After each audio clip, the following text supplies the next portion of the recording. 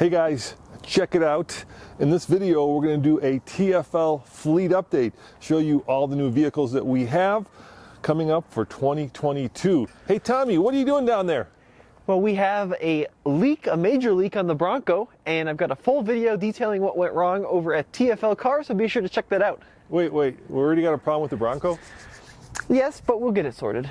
All right, or you can go to TFL-studios.com, where we put up all our videos, our TikToks, our news stories, and you did a whole video on the Bronco, huh? That's right, yeah. So in this video, though, we're going to talk about the TFL new vehicle fleet of long-termers, talk about the good, the bad, the ones that are leaving, the ones that are coming, and what's been going on. All right, well, why don't we start with the surprise, and that is our brand new Jeep Grand Cherokee, Tommy. Why do we have a current Jeep Grand Cherokee when actually there's a new one right over there, the new 2022? Why do we have the 2021?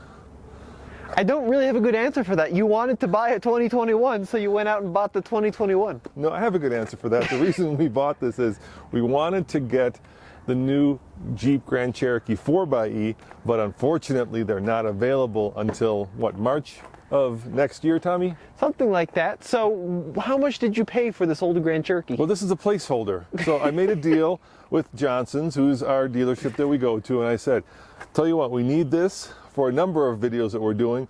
If I buy it now, can I trade it in on the 4xe? And basically they said, yes, you can. So this is a placeholder for the 4xe. It is, of course, the Trailhawk. And so coming over to TFL Off-Road, we're actually doing a bunch of videos with this, comparing it to previous generations. No, I'm giving you a hard time. This is a very nice Jeep. MSRP on this one was $53,000. We paid sticker for it. And it's a Trailhawk, so it's got the off-road goodies, including the limited slip-rear diff. It's got the skid plates. It's a very nice spec too, actually. Kind of a one that was just spec'd on the lot that we went ahead and bought, but it's a 5.7 liter V8, so it's the Hemi V8. It doesn't have the big sunroof, it's got a little sunroof, it doesn't have a bunch of options, but it should be a good one for our little off-road series we're gonna do with this. And actually, we also have a partnership with Pirelli, who just lent us, gave us these new tires for it to kind of show off their line of Scorpions that they do for, you know, big American crossovers. And so actually I like this car a lot. The cool thing about this Grand Cherokee, called the WK2, is that they're actually going to keep building it alongside the brand new one. So you're going to have an option to choose a WL or the current WK2, which has been around for going on 10 years now. However, I think it still looks quite nice. They did a good job kind of refreshing it over the years. The interior very functional, and all the problems should have been sorted out by now because it's been around for so long. Yeah, we always say don't buy the very first year of production. Here we have the very last year of production. We actually took our own advice. And best of all, Tommy, tell them what's under the hood. Well, I told him already. You told him it was a Hemi already? Yes. I was going to surprise him with that. Yep, sorry, Dad. All right, well, let's keep going. Let's move over to the next vehicle. Now, this one does not belong to us, but this came courtesy of Ram, isn't that right? Yeah, so we've had this truck for a number of weeks now, and we have it for a few more months, but this is the all-new Ram 1500 Backcountry. It's actually the first ever production Backcountry, I believe, ever to be made. The Backcountry is kind of an off-roady trim that's a little bit below the Rebel, but it's a very cool spec. I love this color. As you can see, we've gotten it plenty dirty. Andre has put a fair number of miles on this truck over the last few weeks as well. It's been a good tow rig, been used as a camera truck. This is the e-torque equipped one as well. What do you think? I think this was supposed to be like a more affordable version of the Rebel, right? So when the press release first came out, it was substantially less expensive, and then because of all the COVID stuff and inflation, it's actually not that much cheaper than a Rebel. So the idea is you could get kind of an affordable Rebel, but now it costs almost as much as a Rebel. But as a truck, I like it a lot. I like the fact that it's got a rear locking diff, and we've been using it to compare to a lot of the new truck testing that we're doing. If you guys are wondering, over at TFL Truck, there are actually 7 new trucks this year. We managed to get our hands on 4 of them, so we will be picking the best new truck of the year. And when I mean new, I mean all new. Trucks like the Maverick, like the Santa Cruz, like the Tundra, which we'll get to in a second. But let's talk about this Nissan Titan that is here. Yeah, so this once again doesn't belong to us. This is a Nissan loaner that we have for a few months. This is the Titan Pro 4X, a truck often overlooked. This one is pretty high mileage, actually. I think it's at 12,000 miles. Yeah, it's been in the press league for a while. But I freaking love the Titan. I think it's a very much an underrated truck. What happened here?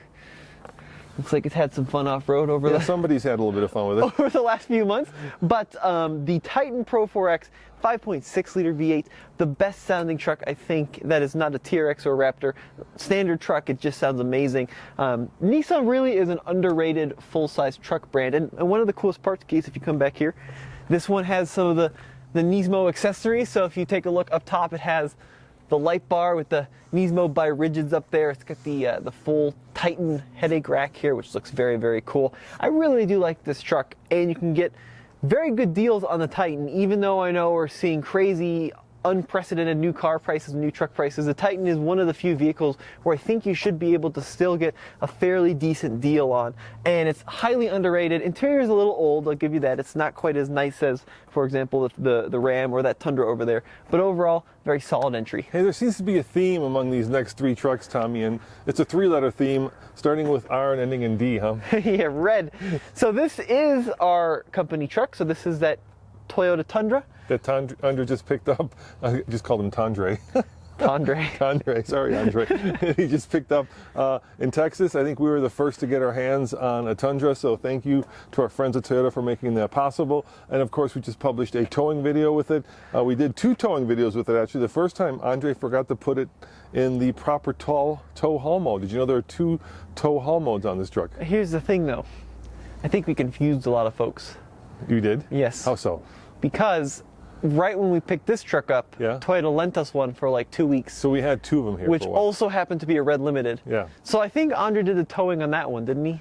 On the press truck? I don't remember which one he used, Yeah, because he they were did. pretty much identical, yeah? All right. He did, but essentially the same truck. This one has 1,188 miles on it currently. We paid, it was $57,000, which is a lot.